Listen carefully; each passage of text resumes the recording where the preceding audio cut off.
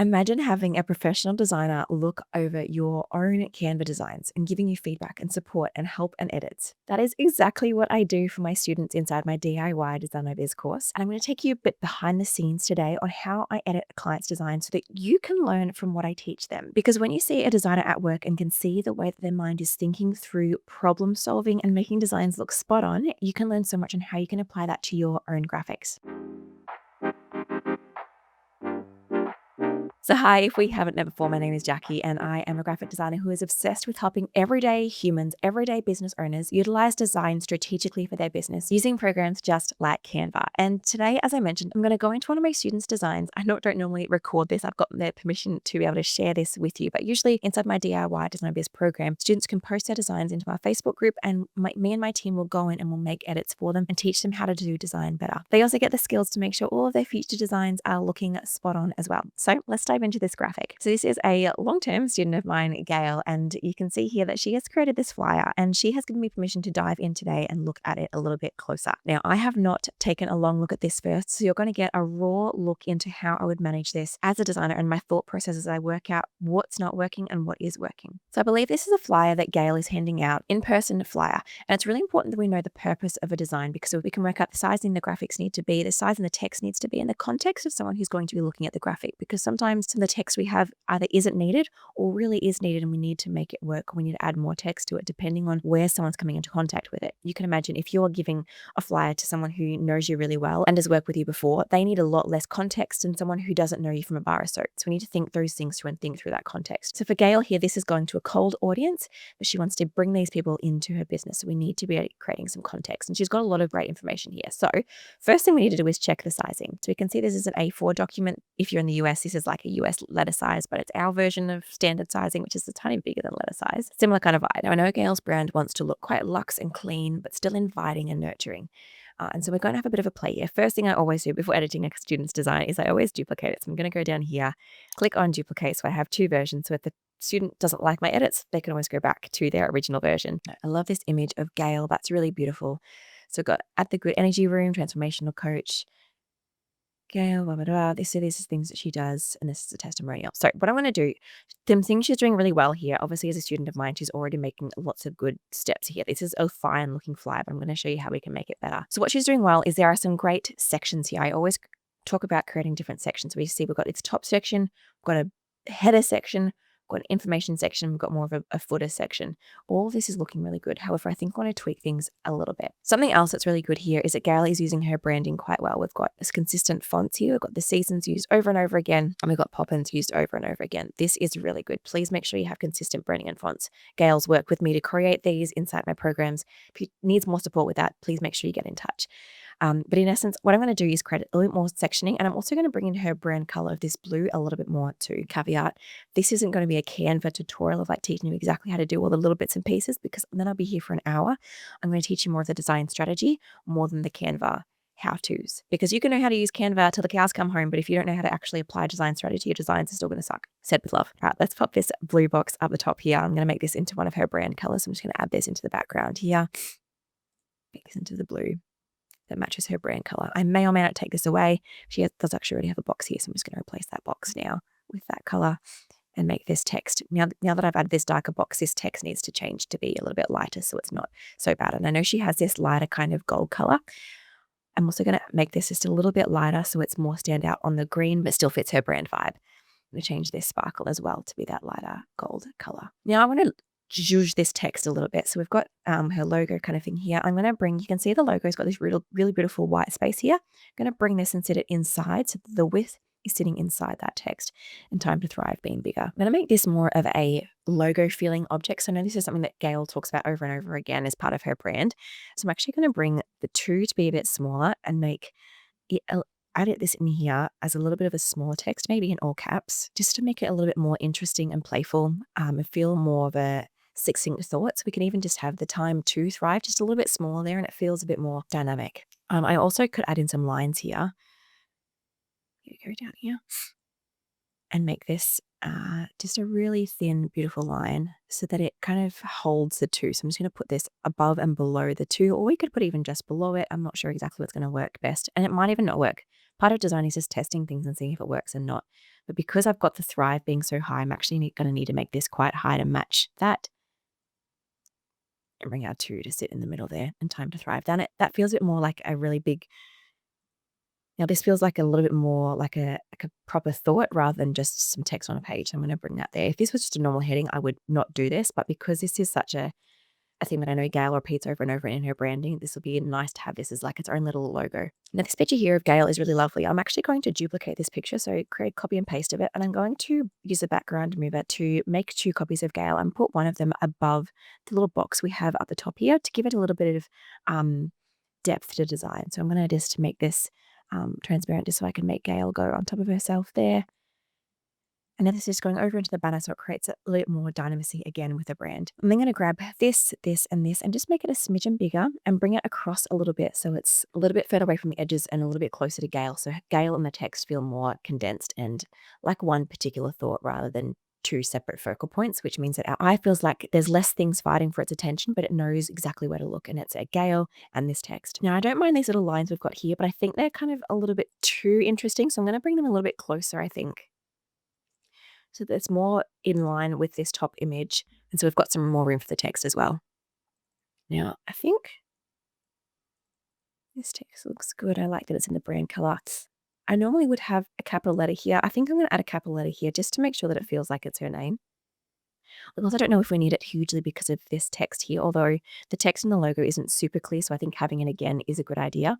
Ideally, the text would be a little bit clearer in the logo, but I'm just going to make this a tiny bit smaller because ideally, when we look at something, we want to see the main focal point at a glance. We don't want our audience to see like focal point, focal point, focal point, focal point. We want them to see one thing to look at and then move their eyes down the page rather than thinking, what am I meant to look at?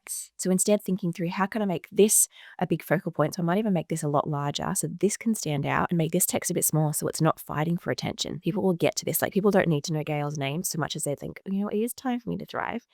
And this text here is also quite important. Now, I've got the would you experience and would you like to? I think these are really great questions. I'm going to take away these ... dots because I think they're a little bit distracting. And also the capitalization. Gail's brand should probably feel more softer and nurturing. And all of these capital letters, particularly in this text here, feels a bit yelly and harsh. So I'm going to make these uncapitalized. We can have it sometimes, like I've left it here because this feels more like a heading, more like a list, whereas these ones feel like more of a conversation. When something feels like a conversation, it feels really hard to read when it's yelling, and really not only hard to read from a visual perspective, but hard to read emotionally a little bit too. I'm also going to left align this text and align it with the edge of our dot points. And now that I've made it uncapitalized, I need to make sure that I go in and double check the capitalization of the text here. So I'm just going to put this as a lowercase. And this text here is quite close together. We can see that these are feeling really tight and want this design to feel open and inviting. So I'm going to actually make this text have a lot more line spacing in it. I'm also going to make the font size just one bit smaller, mainly just for room. Size 13 is quite large for a more body text vibe on an A4 flyer, so I'm going to make that a little bit smaller to suit. Line these up so they're nice and neat.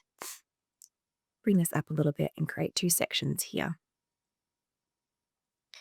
I'm going to come back to these soon because I want to make these feel more interesting, but I also don't want to busy up the design, so I'm going to come back to these in a moment. I really love these leaves Gail's done. It kind of creates connection between all of our sections. It's also on brand, so I'm totally in love with those. This one here is fine. This does feel like it should be at the bottom, but I also see what she's done here of using this to create a section.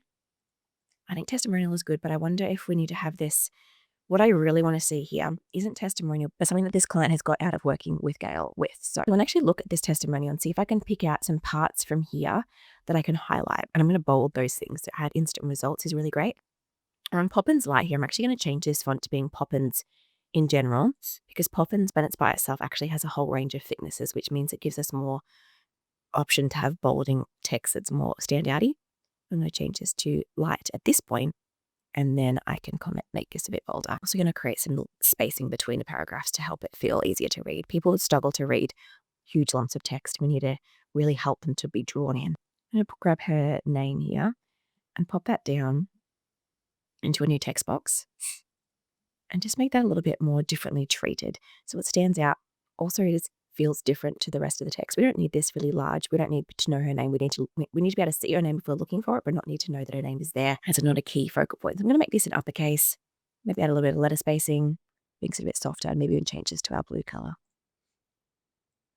And I might set this on this side, but I'll tweak this after I play with this text here. When you're doing testimonials, see if there's a way that you can shorten it to make it even more enticing to read.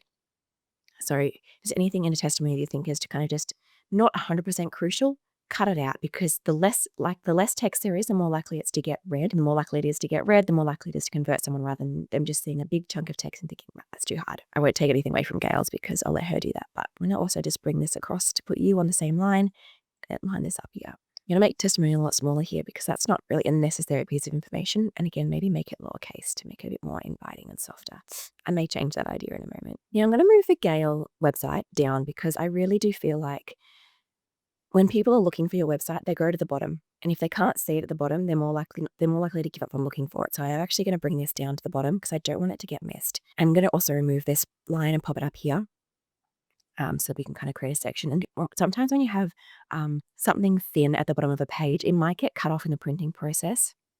So it's good not to have too many thin things at the bottom. Having big chunks like this is fine because if something gets chopped off there, you don't notice. But if it gets chopped off down the bottom, it looks a little bit strange.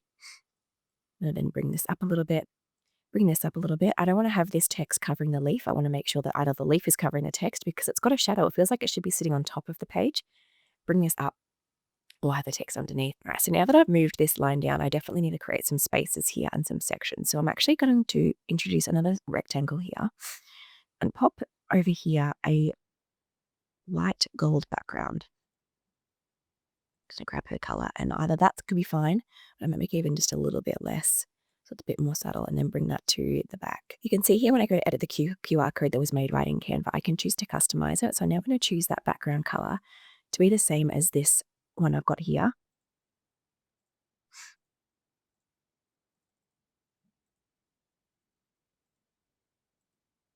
Paste in that QR code, press generate.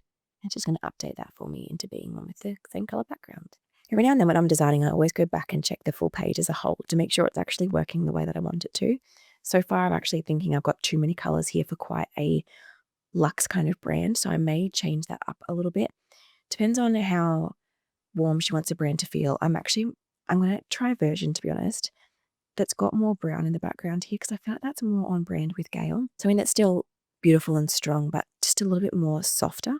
So I'm going to change that to a brown and then just remove our black boxes.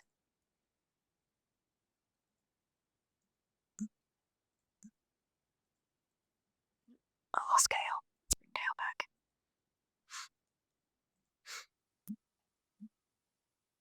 There's a way across, and I may not like this. That's why I tested things, and it's why I created a duplicate version of this so I can actually go back and forth and see, you know what, I like that more. I like that less. I might also bring in a bit of a gradient into here. And click on the gradient option, bring in a darker version of that color.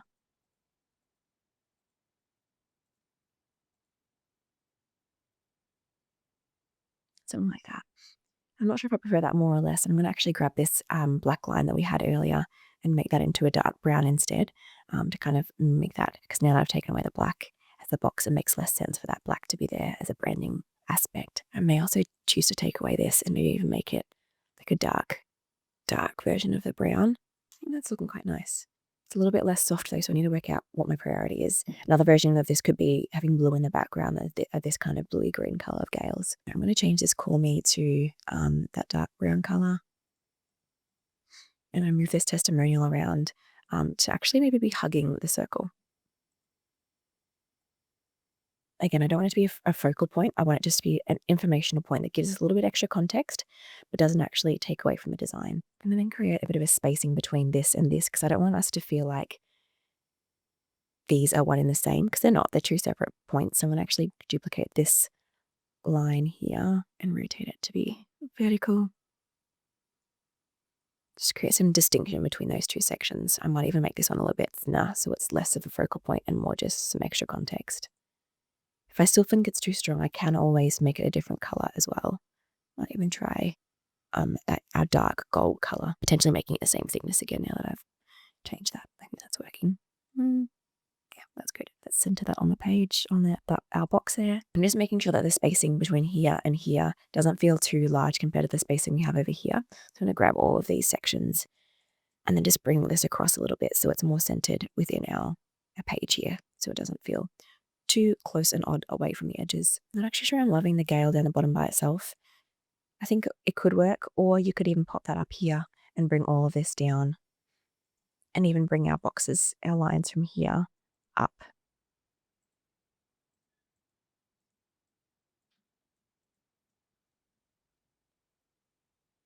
Bring those up to the top, which is kind of where we had them, but I'm now separating them less. And the Gail text isn't now by itself, which I think works. It's also nice to have a more of a block color around the edges of a printed design. Grab all of this, drag it down. I think this also makes more sense because I believe this is going to Gail's website, this QR code, so it makes sense to have this here next to that rather than thinking that this QR code might lead to them calling her. I'm gonna make this a little bit smaller as well while we're here, and because I don't think that's our top priority. Again, what we call the hierarchy? What's our focal point? Our focal point should be on these things here, and then someone can find this information when they're ready for it, and they'll know that people's eyes know to look down the bottom of a design to find that. So having that depth there makes much more contextual sense. All right, lastly, I want to tidy up these sections here. These are fine as is, but I wonder if we can make it more interesting and more dynamic. I'm not sure exactly what to do yet, so I'm just having a play with lines, whether I need to be separating things out, or if, like I said at the start, if there's already too much separation, so I'm going to remove that. I would like to create some separation, whether it's a box or something, but I really am worried that there's too many boxes. If I didn't have this bottom section, I would definitely put like 2 different boxes behind these 2 sections to kind of create space for those to really shine. But I'm wondering if that's now too busy and too boxy for the design. And often I just try things and undo and redo and see what I feel like works. Design is so much just about problem solving and working out what's not working and asking yourself the question of why might not be working? Is it because I don't have good hierarchy? Is it because I haven't created sections? Is it because I got too much text, too little text? Maybe we need a line in between these 2 sections. Still not quite working. And I take away some of these lines to make things a little bit softer, and maybe experiment by having some boxes around the text, but are more line boxes rather than filled in boxes, since I've taken away some of those lines. If you ever wonder how I do some of these things, that is the power of using Canva and learning how to use Canva in a good way.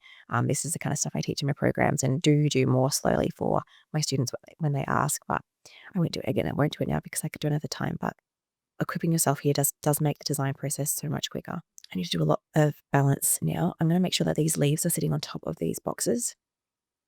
Make sure I've got some good spacing here. So you can see that the spacing between the start of the wood and the edge of this box is too close compared to the spacing that's here.